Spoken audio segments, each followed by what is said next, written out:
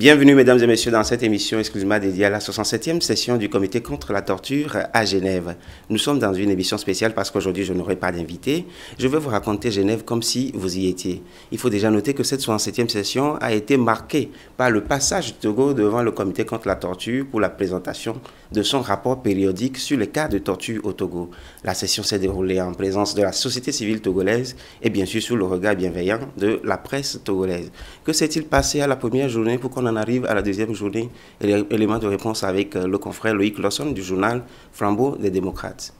Alors, comme annoncé, je suis avec l'un des premiers invités, en tout cas un journaliste, il s'appelle Loïc Lawson, qui n'est plus à présenter quand même au public togolais. Monsieur Loïc Lawson, vous avez également assisté à cette 7e session, surtout la présentation du discours du ministre, je veux dire le rapport du ministre. Que peut-on retenir de cette première présentation? Puisqu'il faut rappeler que le lundi, on se retrouvera parce que les experts onusiens ont eu à faire à relever un certain nombre d'insuffisances formulées sous forme de questions au gouvernement. Donc le lundi, il y aura une nouvelle section. Mais que peut-on déjà retenir de cette première session, de cette première journée? Il faut dire que le gouvernement togolais, à travers son ministre des Droits de l'Homme, effectivement, Christian Trimois, a essayé de faire une présentation assez claire et limpide de la situation des droits de l'homme et surtout de la torture au Togo. Et on retiendra essentiellement qu'il a parlé beaucoup plus des efforts faits par le gouvernement et surtout des engagements que le gouvernement a eu à prendre au cours des sessions précédentes. Il a eu à faire un peu le point de tout ce que le Togo a eu à faire comme effort. Et en conclusion, il a dit qu'ils reconnaissent qu'ils ont des insuffisances, qu'ils ne veulent pas rester dans le déni. En substance, je venais de vous présenter tout à l'heure l'essentiel à retenir sur cette première journée d'activité. Mais il faut retenir que dans le discours du ministre, dans sa présentation de rapport, il a eu à louer les efforts du gouvernement de ces dernières années. Il a parlé notamment de la prison civile de Palimé qui a été construite. Il a également parlé des centaines de personnes qui ont été graciées à la prison civile de Lomé, en tout cas dans les prisons togolaises. Il a également vanté le mérite du code pénal qui a été voté et adopté. Il a également parlé beaucoup d'autres choses, toujours dans le sens des efforts que le gouvernement a pu consentir ces derniers temps. Mais les experts onusiens, se basant en fait sur le rapport alternatif qu'ils avaient en face d'eux, ont eu à relever un certain nombre d'insuffisances par rapport au discours du ministre. Les experts onusiens parlent par exemple, ils ont eu à rappeler au ministre qu'en tant que juriste, il devrait savoir par exemple qu'un code pénal sans code de procédure pénale posait quelque part un problème. Donc le ministre a attendu sur cette question pour pouvoir répondre.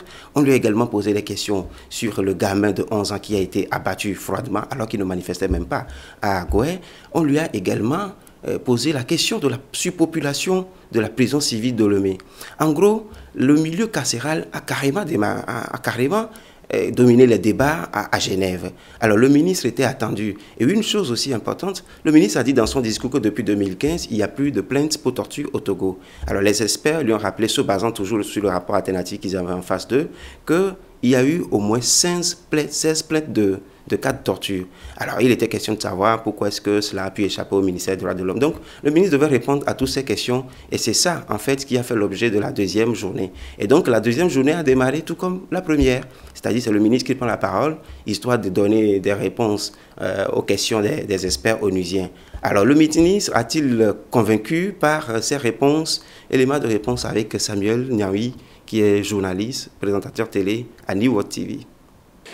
Des deux séances, d'abord la première journée, comme on l'a tous vu, on a vu le gouvernement qui a présenté dans un premier temps la situation des droits de l'homme en général et de la torture en particulier au Togo. Et on a vu un gouvernement qui a mis en avant un certain nombre d'avancées, surtout en termes d'amélioration de l'arsenal judiciaire, des tests et tout, un certain nombre de formations qui sont données, que ce soit aux forces de police, de gendarmerie et aux militaires pour le respect de la dignité humaine de la personne humaine. Le gouvernement a énormément mis en avant ces choses. Mais on a vu aussi ensuite la première journée des experts qui ont travaillé sur des rapports alternatifs qui leur ont été fournis par les organisations de la société civile, des rapports qui, sur plusieurs points, sur plusieurs faits, étaient concordants Et ces experts, sur la base de ces informations qui leur ont été fournies, ont pu poser des questions très pertinentes au gouvernement, mettre le gouvernement en difficulté sur un certain nombre d'informations. Et le gouvernement avait demandé le week-end pour pouvoir réfléchir à harmoniser les réponses. Et donc aujourd'hui, pour cette deuxième journée, on a vu un gouvernement, une délégation ministérielle qui s'est présentée et qui a essayé d'apporter des réponses aux questions qui ont été posées. Monsieur Samuel Niaoui, pensez-vous que le gouvernement a convaincu l'assistance?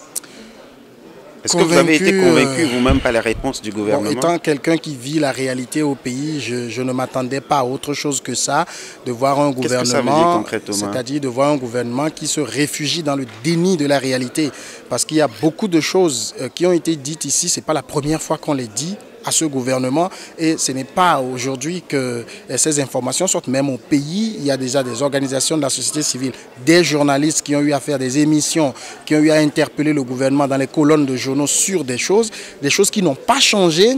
Et on voit ce même gouvernement revenir, se réfugier dans le déni de la réalité ou dans le manque de moyens pour dire oui, nous voulons le faire, mais il y a tel problème, oui, nous allons changer telle chose, mais je gagerais qu'on se retrouvera encore ici dans 4 ans, on aura les mêmes points qui vont être soulevés et les mêmes réponses des autorités togolaises. Et donc pour vous, c'est sans surprise, vous n'êtes pas du tout surpris, pour vous c'est la même chose tout le temps? C'est la même chanson, le contraire m'aurait étonné. C'est vrai, je ne nie pas un certain nombre d'efforts qui sont faits, notamment en termes législatifs, mais moi, et ça c'est vraiment personnel, moi je pourrais dire qu'à la suite de ce que j'ai constaté, j'ai écouté, je me suis dit, ce n'est pas tant les tests qu'il faut améliorer, c'est d'abord les hommes eux-mêmes qu'il faut changer, ces policiers, ces militaires, ces gendarmes qui se permettent au nom d'un certain nombre de choses, de commettre des choses et de les mettre dans le compte du gouvernement. Ou même ce gouvernement qui est aujourd'hui, et tout le monde le sait, dans un certain instinct de conservation du pouvoir, qui lorsqu'il sent ce pouvoir être menacé, se permet parfois d'attenter à la vie des gens. Il faut changer les gens, il faut changer les hommes qui animent le système pour pouvoir véritablement agir dans le sens de l'amélioration des choses. Si Samuel Niaoui n'est pas convaincu par les arguments du ministre, du côté du gouvernement togolais, du côté du ministère, ce n'est pas le même son de cloche. Monsieur Christian Trimois a accepté de placer quelques mots dans notre micro. Suivez-le plutôt. Monsieur le ministre, qu'est-ce qui vous a marqué au cours de cette 7e session? Que gardez-vous comme souvenir? Je garde comme souvenir la coopération et la volonté d'accompagner le gouvernement par les observations pertinentes de comités que je considère comme étant des amis des États partis, dont le Togo. Le comité n'est pas un adversaire, le comité n'est pas un tribunal sur lequel il juge. Vous avez pu vous rendre compte vous-même que les échanges ont été faits dans une ambiance très cordiale, mais les échanges francs. Et c'est ce qui est le plus important. Ils ont donné leur perception par rapport au rapport alternatif qu'ils ont eu et les informations qu'ils ont reçues par leur propre recherche avec l'accompagnement de la société civile. Le gouvernement a donné également ses vues sur ce qu'il a réalisé, ce qu'il entend réaliser, dans quel délai il va le faire et avec quels moyens, mais aussi en relevant les obstacles qui sont sur son chemin. Donc c'est un dialogue d'amis à amis dans la réalisation d'une obligation à laquelle eux également sont intéressés et nous sommes intéressés. Je rappelle que la Convention contre la torture, le Togo l'a volontairement signée et volontairement mise en œuvre. C'est-à-dire que c'est quelque chose que nous avons nous-mêmes décidé de faire pour améliorer le quotidien de nos compatriotes et de renforcer la démocratie dans notre pays. Donc c'est d'abord notre responsabilité, ce n'est pas parce que nous sommes devant un comité qui nous en impose, c'est parce que nous-mêmes, nous avons choisi d'améliorer ces choses-là et nous sollicitons simplement la collaboration et l'accompagnement de nos amis des Nations Unies. Monsieur le ministre, une dernière question pour ma part. Une promesse peut-être à vérifier lors de la prochaine session du 4. Vous voulez nous faire une promesse par hasard? La promesse, c'est tous les éléments qu'il y a. C'est difficile d'en donner une seule, puisque tous les secteurs sont prioritaires chez nous, vous savez. Et donc, par rapport à l'ensemble, nous verrons les recommandations telles qu'elles seront communiquées au gouvernement. Et sur la base de ces recommandations-là, naturellement, nous ferons les promesses d'engagement des recommandations. Alors, est-ce que, monsieur le ministre, vous quittez Genève aujourd'hui satisfait? Absolument. Je suis absolument satisfait. D'abord, satisfait du rapport de dialogue que nous avons eu, satisfait de la disponibilité de nos amis. Vous avez pu noter vous-même que le comité a sollicité du gouvernement les priorités sur lesquelles le gouvernement souhaite l'accompagnement du comité. Eh bien, naturellement, nous sommes dans un dialogue gagnant-gagnant et sur cette base-là, je suis totalement satisfait. Et si nous apprenons, nous avons des ambitions, nous aimons l'évolution, l'émergence et la réalisation. Ici à Esi, votre succès, notre souci, global success. Notre assurance est de réussir. Les mêmes diplômes n'offrent pas les mêmes compétences. Professionnalisme, l'efficacité, la maîtrise, la pratique sont les atouts que vous offre ESIG Global Success. ESIG, la quête de l'excellence, une formation qui répond aux besoins du marché du travail. En partenariat avec l'Université Paris 13, préparez-y vos diplômes d'État français. Global Success. Votre succès, notre souci. Alors, ce que je ne vous ai pas dit, c'est comment exactement les experts des Nations Unies ont pu avoir un certain nombre d'informations leur permettant, par exemple, de remettre en cause certaines parties du rapport du ministère des Droits de l'Homme. C'est simple. Ceci a été possible grâce à leurs enquêtes et également au rapport que la société civile a produit, qu'on appelle d'ailleurs rapport alternatif, intitulé « Un pas en avant, deux pas en arrière ». Pourquoi un pas en avant, deux pas en arrière? Que contient exactement le rapport de la société civile? Ghislain Niakou, le directeur exécutif du collectif des associations contre l'impunité au Togo, nous répond.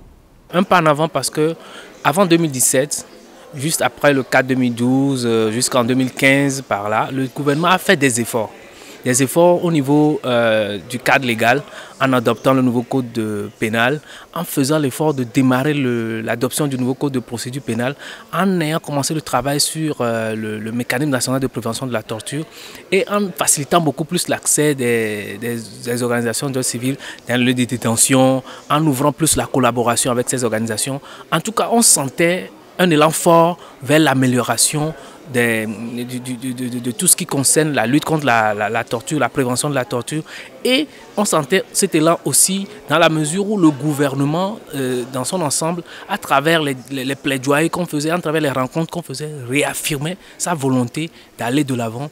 Et l'atmosphère se prêtait effectivement à ce que cela soit une effectivité, jusqu'à ce qu'on tombe sur 2017 où il y a une régression dans les faits. Parce qu'en réalité, des personnes ont été touchées, des vies humaines ont été enlevées, les gens ont subi des actes de torture, de mauvais traitements, il y a eu l'usage excessif de la force.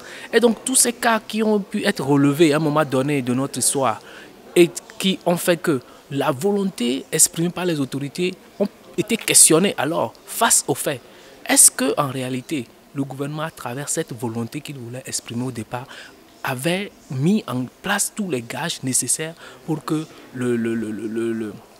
la lutte contre l'impunité, la lutte contre la torture soit une effectivité? Parce que contre l'impunité aussi, en réalité, les plaintes qui ont été déposées après, dans le cadre de toutes ces affaires d'allégations, d'actes de torture, de mauvais traitements et d'abus des forces de l'ordre, les plaintes qui ont été déposées, même quand il y a eu des restrictions des libertés de manifestation, même dans le cadre des défenseurs, tout ce qu'on a connu comme violation après 2017, tous ces cas nous ont amené à comprendre qu'il y a eu une régression substantielle de la lutte contre l'impunité, du respect des droits de l'homme. Donc, un pas en avant, des efforts ont été faits. Cadre légal au niveau législatif, la volonté des autorités, la CNDH qui devait être mise en place, la volonté de travailler avec les acteurs de la société civile, l'effort fourni à travers la nouvelle prison de Palimé et certaines autres actions. Et surtout l'élan, en fait, nous avait fait dire qu'il y a eu un pas qui a été fait en avant, mais deux pas en arrière, parce qu'en réalité, au final, il y a eu des morts, il y a eu des allégations de torture qui n'ont pas été suivies, les plaintes déposées pour allégation de torture n'ont pas été suivies d'instructions, il y a eu des morts, il y a eu beaucoup de cas sur lesquels des enquêtes n'ont pas été ouvertes. Et on a vu dans l'ensemble qu'il y a eu une restriction des libertés, des abus flagrants de la vie. Flagrants qui vous ont amené à titrer le rapport « Un pas en avant, deux pas en arrière ». Exactement. Monsieur Niakou, souvent le ministre vous reproche de faire du sensationnalisme, un pas en avant, deux pas en arrière. Il dit souvent, je le cite, le gouvernement n'est pas dans le déni, on reconnaît qu'il y a des choses qui sont passées, mais dans l'aspect, dans la façon de présenter les faits, les organisations de la société civile exagèrent un peu, il appelle ça du sensationnalisme. Alors, au regard de tous les efforts que vous avez eu à énumérer, que le ministre aussi a eu à énumérer au cours de cette session, titrer un rapport un pas en avant, deux pas en arrière, n'est-ce pas du sensationnalisme, comme le dirait le ministre? Je vous laisse apprécier entre le fait d'adopter des tests, d'adopter une démarche de cadre légal et le fait qu'au final, on constate que des gens sont morts, des gens ont subi des actes de torture, qu'il y a eu des mauvais traitements sur des gens. Il y a un qui concerne un cadre pour lequel des efforts sont en train d'être faits, que ce soit légal ou institutionnel. Et il y a eu des cas concrets de personnes décédées, de personnes qui ont allégué avoir subi des actes de torture. Il y en a qui en ont subi et qui ont été documentés. Et donc, je vous laisse apprécier les deux aspects pour voir si ce n'est pas un pas qui est en avant et deux en arrière. Parce que si le gouvernement avait, par exemple, dès le départ, poser des actes forts au niveau des plaintes qui ont été déposées depuis plusieurs années, poser des actes forts au niveau de l'encadrement qui ont été faits des manifestations en n'allant pas à des abus, on aurait pu dire qu'il y a eu des efforts qui ont été faits en ce sens. Mais au niveau des manifestations, au moment où ils doivent appliquer les tests pour lesquels ils ont pris l'engagement, ils ont fait les efforts, au moment de les appliquer, il s'est posé le problème que nous connaissons tous, qui fait que nous disons que au-delà de la volonté, au-delà des tests, le plus important, c'est l'application effective des tests qui n'a pas été ce que nous avons constaté. Et donc, la vie humaine étant importante, ce n'est pas les tests qu'il faut juste prendre, il faut les appliquer. C'est deux pas en arrière. Nous maintenons notre analyse de la situation. Savez-vous qu'il y a de cela 2 ans, le secrétaire général de l'Organisation mondiale contre la torture a visité les prisons civiles togolaises? Savez-vous que l'ombre de cette visite, il y a de cela 2 ans, a largement plané sur cette 107e session du comité contre la torture qui a vu le passage du Togo? Oui, mais tout simplement parce que le milieu carcéral a largement dominé les débats à Genève. Alors, qu'est-ce qu'il a concrètement vu dans les prisons civiles togolaises pour que le milieu carcéral domine largement le débat à Genève? Je vous propose plutôt de suivre cet entretien que nous avons pu avoir avec lui. Je rappelle que vous êtes le secrétaire général de l'Organisation mondiale contre la torture. Monsieur Guéras Stabrok, à ce titre, vous avez eu à visiter les prisons civiles du Togo et vous trouvez que la situation des prisons civiles du Togo est vraiment déplorable? Alors, j'étais en effet il y a 2 ans au Togo et j'avais le plaisir de rencontrer les autorités, la société civile et aussi il y avait la possibilité de visiter des prisons. Ça déjà, j'aimerais bien dire clairement, c'est quelque chose d'extrêmement positif parce que s'il y a la possibilité et cet esprit d'ouverture d'ouvrir les prisons pour les ONG comme l'Organisation mondiale contre la torture de visiter les prisons, c'est déjà une signe qu'il y a une volonté d'être transparent, qu'il y a une volonté aussi d'adresser s'il y a des problèmes. Donc c'est quelque chose d'extrêmement apprécié. Et ce n'est pas toujours le cas. Le Togo n'est pas toujours un bon exemple sur ça. Ce que j'ai vu, pourtant, c'est clair, c'est une crise des prisons, c'est je dis toujours un peu en plaisantant, si ça sera une entreprise, si on gère une entreprise, ça sera en faillite. Il y a 40 ans... Si la prison civile du Togo était une entreprise, elle serait déjà en faillite. Ouais. Pourquoi en faillite? Parce que, vous voyez, vous avez une manque de ressources dans votre pays. Et c'est toujours avancé par les autorités en disant, lorsque j'ai des réunions, elles disent c'est difficile pour nous de faire face à les situations pénitentiaires parce qu'on a une surpopulation, ça coûte, on a des manques de ressources. Mais vous avez 80% dans vos prisons, au moins lorsque j'ai visité, qui ont été prévenus. Les lois internationales disent que la détention préventive, c'est l'exception à la règle. Ici, c'est la règle. On doit trouver un moyen qu'il y a des gens qui peuvent rester en dehors de la prison pour la majorité ou une grande partie pendant qu'ils sont jugés. On n'a rien contre l'idée qu'il y a des sanctions à des infractions et que les juges sanctionnent ça avec des prisons. Mais si vous avez une prison où il y a 80% des personnes qui ne sont pas jugées, il y a quelque chose qui ne marche pas dans le système. Et pourquoi ces 80 personnes ne sont pas jugées selon les réponses que les autorités vous ont données? Ça, c'est un mystère pour moi. Ça dit quelque chose probablement sur le système judiciaire, sur la lenteur, mais aussi ça va dire effectivement que les gens sont punis de facto pour des années, parce qu'on ne parle pas de 6 mois, 3 mois, 1 année maximum, on parle des années. Donc les gens sont jugés sans être jugés. Et ça doit changer. Il y a des moyens alternatifs que la détention préventive. Et dans d'autres pays, il y a des moyens de le faire. Aussi, je crois, sur le plan sécuritaire, nous avons des prisons parce que nous croyons, et je crois à juste titre, que je dois protéger la société, mais aussi que les gens qui ont commis des infractions doivent être repris sur le chemin du droit. Si j'ai des prisons comme au Togo, ça va créer des récidivismes, ça va créer, leur société va être des amis qu'ils ont rencontrés en prison. Et ça va créer plus de criminalité que prévenir la criminalité. Je ne peux pas éradiquer un esprit criminel par le moyen de le mettre sur un état en droit. Et si vous êtes dans des prisons au Togo, vous avez des gardiens en prison qui sont professionnels, mais ils gardent les périmètres. À l'intérieur du prison, il y a le jungle. Okay. Il y a une loi. Et vous n'allez pas convaincre des gens à revenir sur le droit en les mettant pour des années dans un état de non-droit. Dites-nous, quel est l'intérêt? Le passage du Togo, en principe, ça se fait dans un cercle un peu fermé où ils viennent. Mais pourquoi associer les journalistes à cet événement? Alors, je crois que finalement, ce qui se passe ici, c'est un peu technique. Comité contre la torture, une convention, ça ne se parle pas facilement à un public, on est bien conscient. Mais finalement, qu'est-ce que ça veut faire? Ça veut donner un dialogue avec les autorités et la société civile sur quelle est la meilleure façon d'éradiquer la torture au Togo. Et le Togo a ratifié toutes ces conventions en s'engageant elle-même de les faire. Et je crois que la torture aujourd'hui est un défi beaucoup plus large qu'on pense, parce qu'on parle très peu de la torture. Et je crois que le journaliste a un rôle aussi de parler sur la torture, sur l'impact de la torture sur la société, sur l'harmonie dans la société, sur la paix, sur le développement, sur l'état de droit. C'est un mal dans beaucoup de nos sociétés. Et je crois que ce qui se passe ici à Genève doit être pour les bénéfices du Togo. Et je crois là, la société civile, les gouvernements qui sont ici, avec un dialogue avec les experts pour élaborer un peu un plan d'action contre la torture, ça va concerner les citoyens au Togo. C'est ici, mais effectivement, ce n'est pas pour nous rendre heureux à Genève, c'est pour rendre heureux au Togo.